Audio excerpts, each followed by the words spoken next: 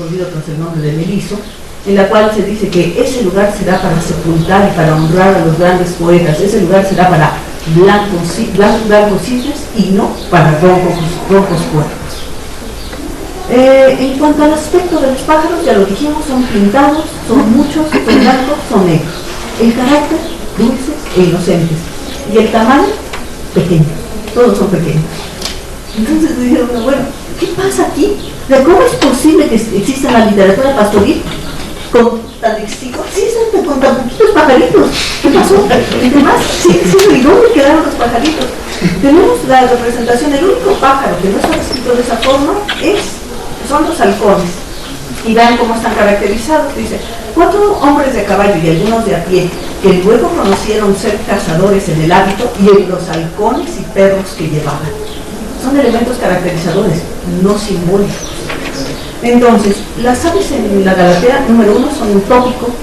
2, únicamente adornan el escenario sin compenetrarse con él, ambientan y reflejan una poca apropiación del paisaje. Y voy al inicio. Yo les hablaba de que Cervantes buscaba un escenario realista en la Galatea, y este es completamente atípico, no es realista.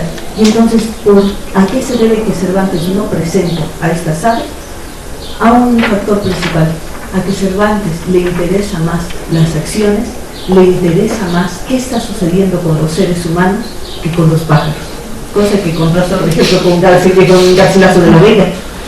A mí me llama la atención, pero no me extraña, porque eso me permite ver esa vinculación de Cervantes con el humanismo, con ese humanismo que hereda de Juan López de Hoyos, con lo cual yo siempre he localizado más a Cervantes del lado de los autores renacentistas que del lado de lo que se ha llamado el barroco, y por otra parte, ubicar a Cervantes como un autor que va cambiando su léxico conforme avanza en edad. Esta obra nos presenta pocas aves, en contraste el Quijote, que nos presentará muchísimas aves, así como las novelas ejemplares o los trabajos de Persiles y Sigismunda, que no abundan tanto en aves, pero no tienen tan poquitas como en la Galatea. Y a que se debe también a esa madurez de Cervantes también para observar los escenarios y no solamente para presentarlos como se presentaba el teatro de Lope de Rueda, con un palo y 2 cortinillas. Y bueno, dice, había un palo de árboles y 2 cortinillas de ríos y que los personajes saben, al teatro Lope de Rueda. Es Cervantes influido por la dramaturgia contra Cervantes influido por la novela. Y bueno, quisiera contar otra cosita, pero ya es suficiente. Gracias.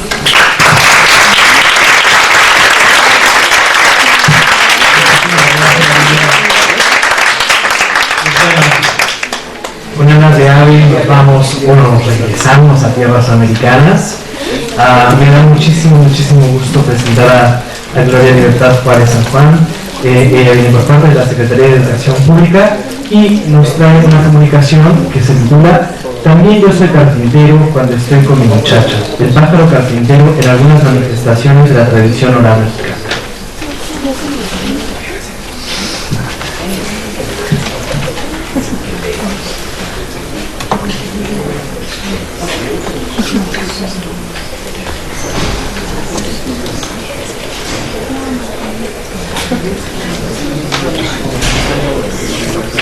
Buenas tardes.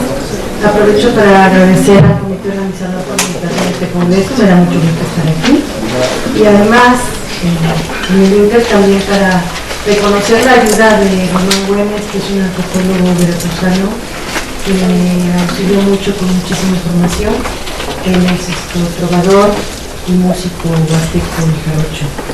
Y bueno, va a dar el reconocimiento para él aquí, y también reconocer el trabajo relativo del grupo de investigación de Son Jarocho, que están haciendo un acopio importantísimo, y que a iniciativa de Armando Chacha, que es un músico que tenía la inquietud acerca de su zona, que es el pájaro carpintero, esto hizo que Alfredo Delgado Calderón hiciera una investigación completísima de este pájaro, sobre la cual yo me basé y además me inspiró, y espero que también nos inspire a ustedes.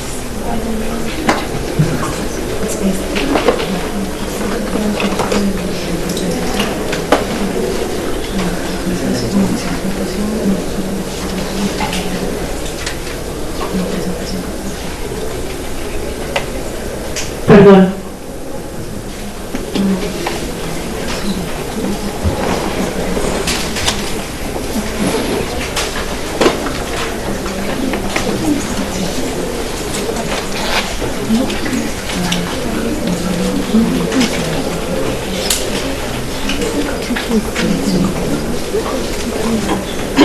Tenemos problemas, a ver si tenemos audio, pues si no, vamos a entrar así.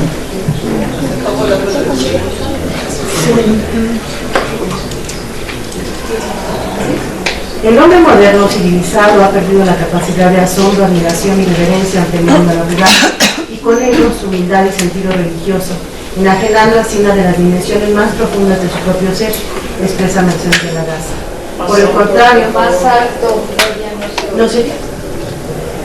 A ver, a lo mejor cambia de micrófono.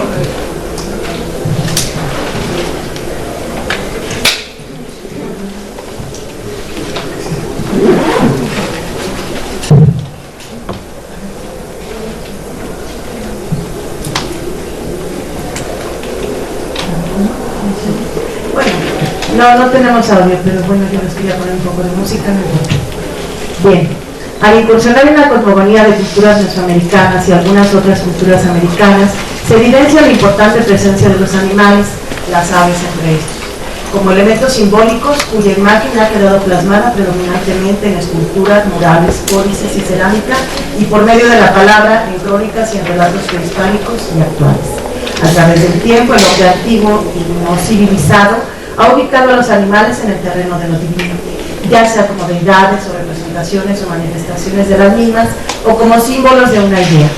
Y es que las aves, con su gracia y figura, espléndido colorido y alegre trino, son animales idóneos para ser asociados con deidades, rituales y elementos de la naturaleza, puesto que un ser terrenal que es capaz de ascender a los cielos por su propia naturaleza, como lo es el ave, es por excelencia sagrado.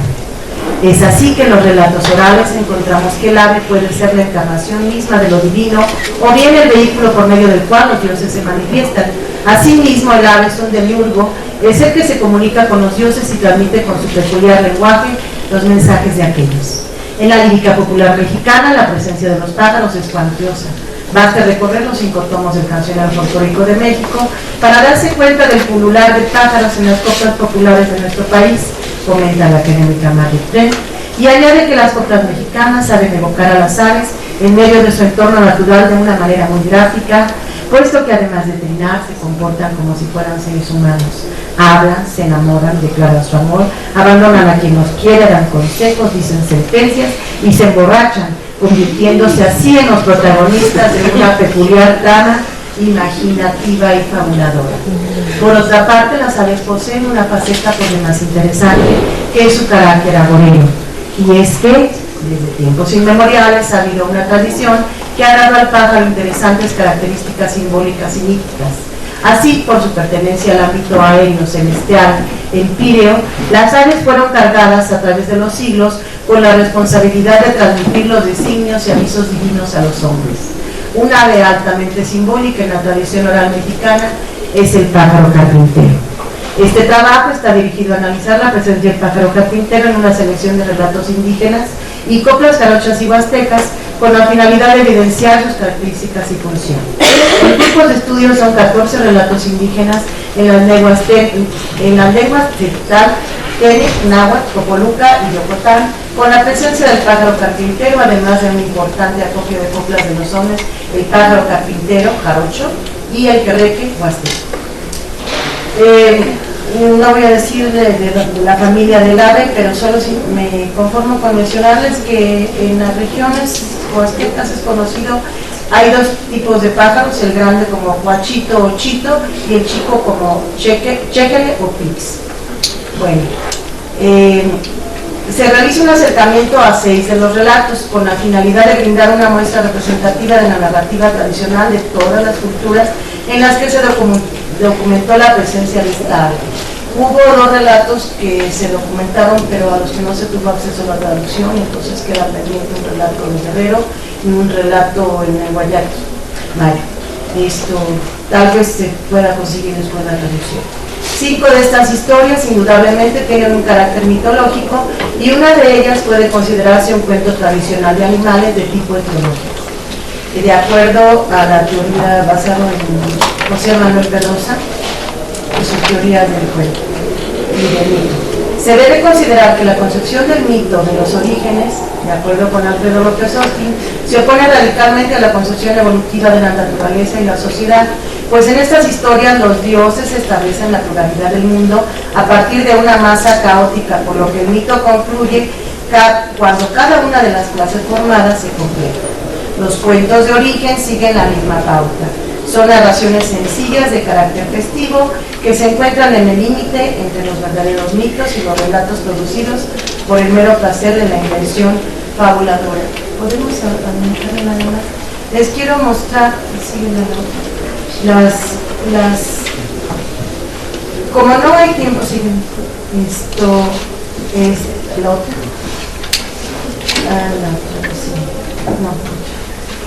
Nada más vamos a ver, estos son los relatos.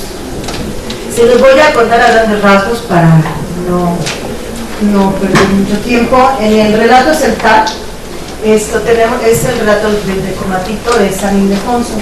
El tecomatito es el ave, que no es un ave como el pájaro carpintero de acá, tiene forma de guaje. El guaje lo utilizaban para ponerle luz, y a las personas muy importantes llevaban su guatecito para alumbrarse en la noche. El pajarito, hay una analogía entre la forma del guaje y del pájaro que tiene forma de guaje. El carácter del pájaro es agorero y San Ildefonso le dice ve y dile a los hombres, se llama pájaro aquí porque así. Entonces, y San Ildefonso lo manda y le dice ve y dile a los hombres que darles un aviso, un presagio. Y va y canta, pero los hombres no le hacen caso, lo escupen, porque dice que es con San Ildefonso. San Ildefonso luego los castiga, le dice no te preocupes, los voy a castigar, y ya desde entonces, pues ya saben que el pájaro viene a hacer el augurio, ¿verdad?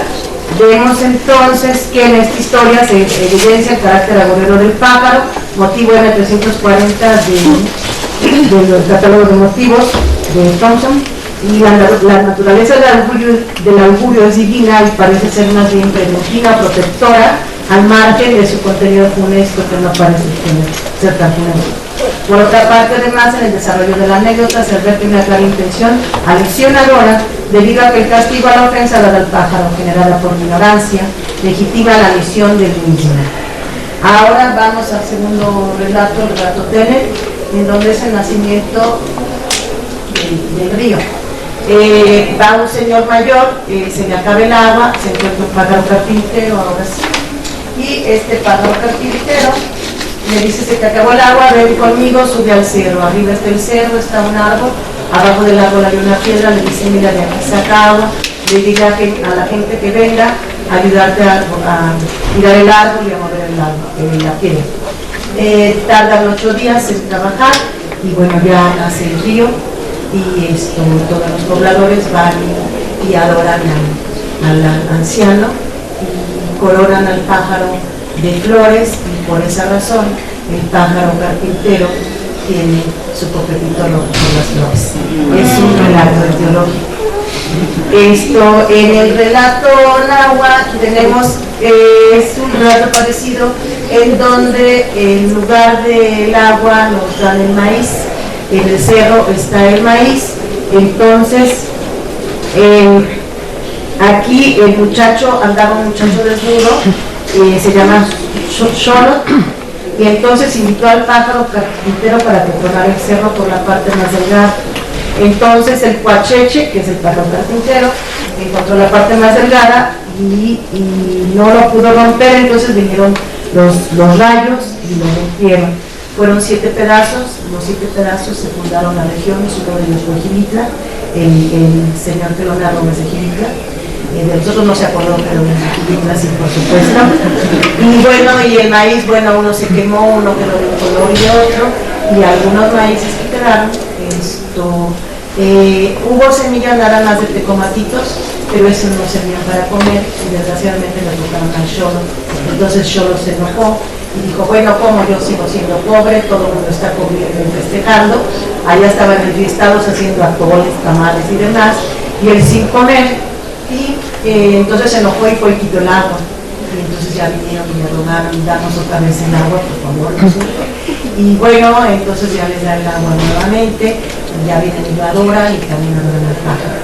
En este caso, entonces, vemos que en ambas historias se aprecia cómo el pájaro carpintero y el suelo se yerguen en la figura del héroe, actante típico de los relatos orales que entrega los bienes a quienes poseen menos, además de que se aprecia una intención edificante dirigida especialmente a incitar la gratitud a la que se contrapone en el relato náhuatl la ambición y actitud egoísta merecidamente castigada de los enfiestados, quienes, de acuerdo con las palabras de José Manuel Pedrosa, son sujetos que actúan por cuenta y riesgo, con la pretensión de hacerse con la trinidad de los placeres egoístas del saber, del tener y del poder, gentes que no pretenden y se les pasa por la imaginación conciliar su promoción individual con el progreso de su comunidad.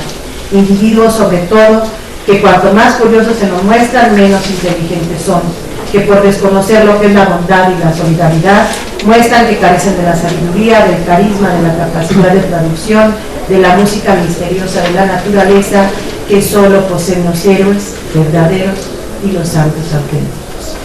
Respecto a la presencia del agua en el cerro, Sofía Neta Piotrowska la expresa entre los pueblos mesoamericanos, se otorgó,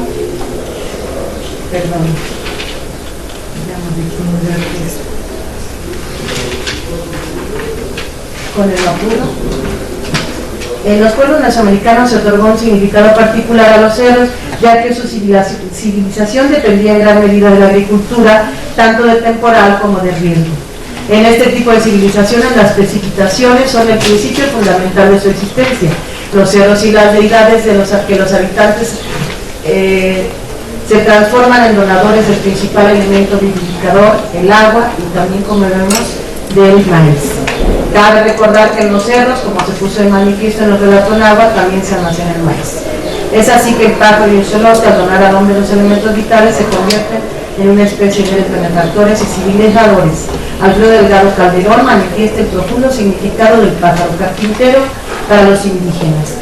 Es consejero de Dios y ayudante de Onshu o Sintió Príncipe, el dios del maíz y descubridor del mismo maíz, el grano sagrado porque los dioses modelaron a los hombres.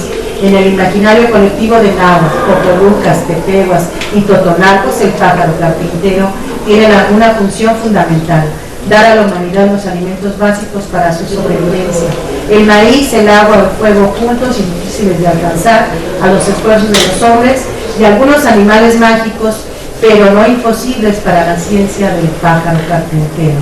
Ave generosa que también brinda al hombre el calor del sol, como se refleja en el mito tepehua. En el mito tepehua tenemos al sol que está escondido abajo de una piedra, y luego a la lagartija y dice, está escondido el sol ahí, está alumbrando mucho, y lo fue y lo acusó, y ya viene y dice, sol, sal por favor, y el sol, no quiero salir, y va y le bailan, y entonces ya como le bailan y le hacen su danza, pues le dice, bueno, está bien, voy a salir.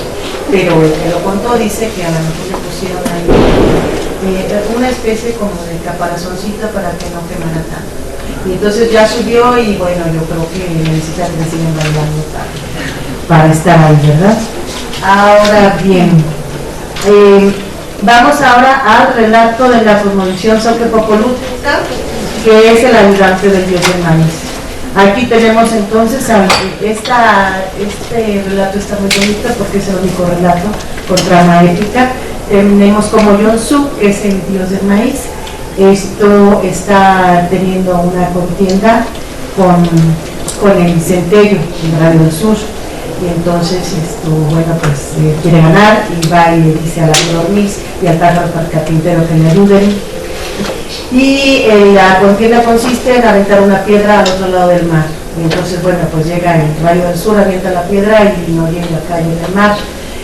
Pero acá ya Yonsu, que llevaba a sus cómplices ya bien aleccionados, al momento que supuestamente tira la piedra el dios del maíz, la codorniz hace el ruido para que se oyera, porque no tiró nada más se oyó el ruido, Y bueno, del otro lado del mar está el pájaro carpintero, que también en un momento hizo ruido para que se viera que sí cayó la piel del otro lado del mar. Y así fue como el dios del maíz le ganó el poder.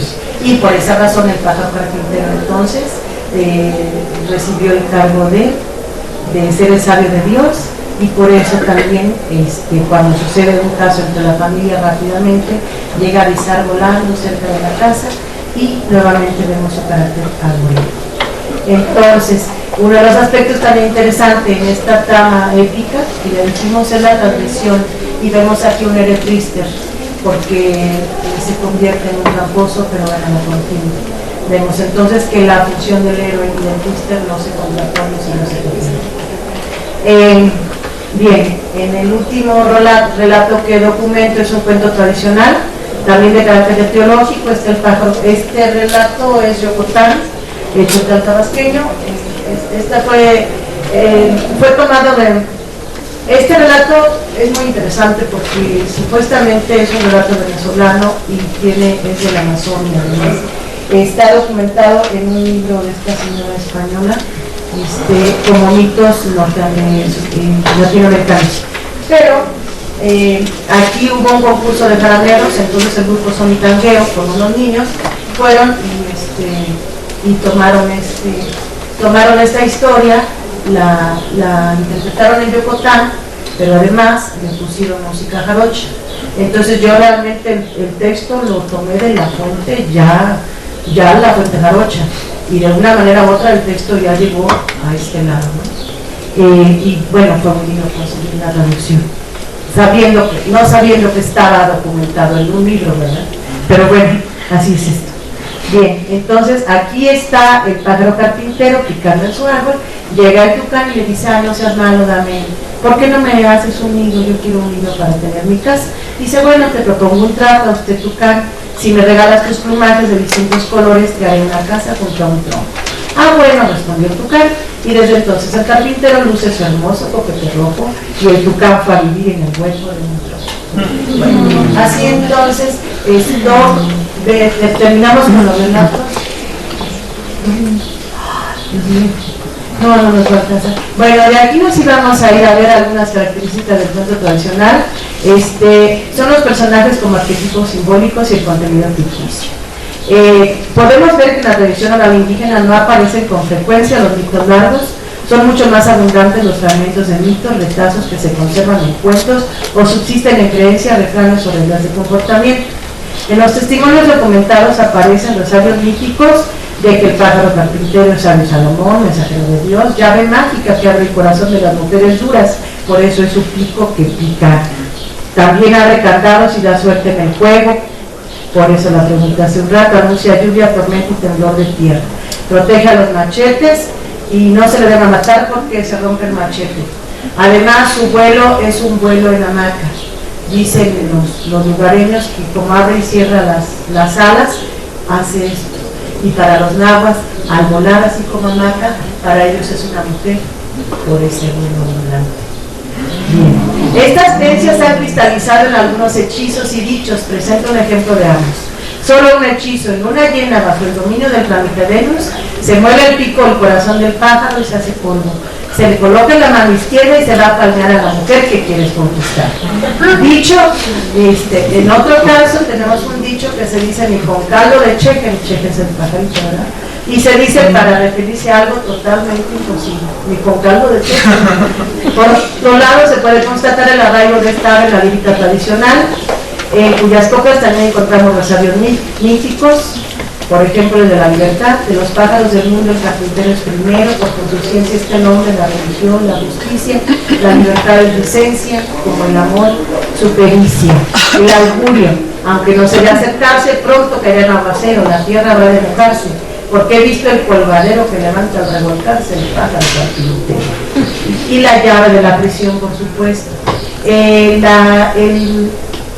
La creencia del pájaro como símbolo de libertad y como el amor tiene una marcada, tiene un tono más bien afromestizo.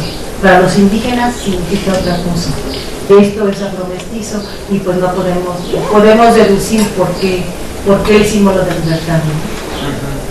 para los negros. Metido en una prisión de no vale el dinero, puedo salir cuando quiero porque me dio la oración el pájaro carpintero. Y bueno, como laudero, como músico y demás, hay infinidad de coplas y nos faltó ver todavía el querreque, lo lamento, pero pues terminemos entonces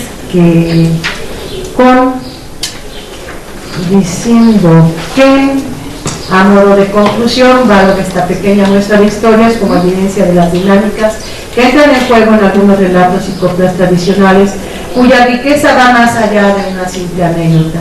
De ninguna manera se puede considerar que un mito o leyenda heroica, una epopeya o creencia o cualquier cuento son un mero relato, puesto que involucran mucho más que las meras palabras. Los mitos son fragmentos de un universo más vasto. El relato enuncia apenas lo que el ritual corrobora, el hábito recalca, el rezo impugna, en las coplas se vuelca la vida. Sea pues este trabajo una invitación a reflexionar sobre el sentido más profundo de los textos de la tradición oral y en el eterno poder del mundo espiritual del que forma parte el símbolo. El pájaro más limpio, hermoso y galante que adorna el medio natural levanta su cadencioso vuelo ajeno a los sentimientos, anhelos y desazones que provoca en el hombre que tanto ama. El pájaro carpintero con este verso se despide, compañero, pero pronto volverá a ser una nueva mujer.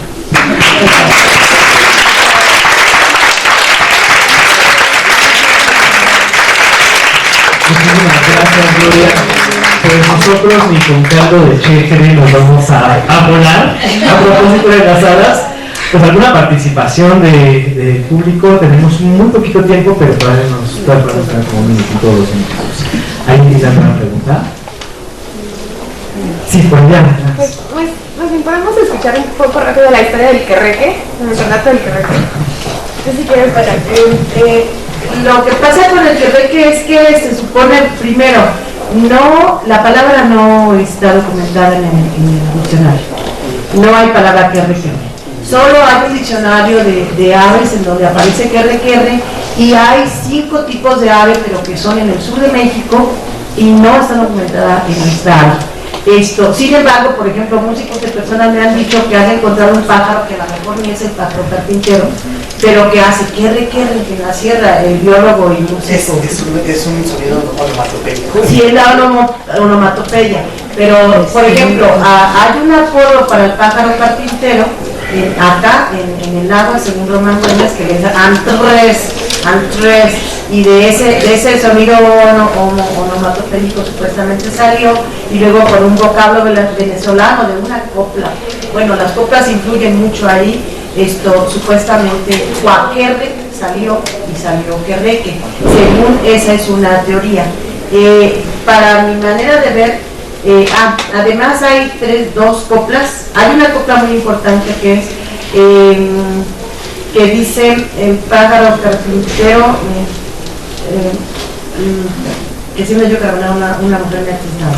Le dijo a su compañero, hombre, dijo con cuidado, que siendo yo carbonero, una vieja me atisnaba. Allí tenemos el primer verso del pájaro carpintero. El verso gusta y se va al son huasteco porque pues las coplas viajan. Cuando llega el verso al son huasteco le dejan pájaro carpintero, pero después ya nada más dicen un querreque en el estero y dándole el sentido de querreque al pájaro carpintero. Entonces, después Inés Arredondo y el Güero Nieto, que son trovadores, bueno, ya murieron, pero en las entrevistas que les hicieron, en una copla Inés Arredondo puso el querreque no es borracho, es un pájaro carpintero. Entonces, y en otra de las coplas, y el Güero Nieto dice que antes el querreque se le decía el pájaro carpintero. A final de cuentas, esto es totalmente arbitrario, pero el arte musical es arbitrario, ¿no? Y el poeta puede hacer lo que quiera. Román Güemes dice, no, es que no hay ninguna base, hay que buscarla. Digo, pero ¿por qué estás buscando una base científica si tenemos a una pepenera que ya tiene ahorita connotación de cinera cuando no lo era, ¿no? O sea, tú le das el sentido que quieres. Y eso es precisamente lo que pasa aquí.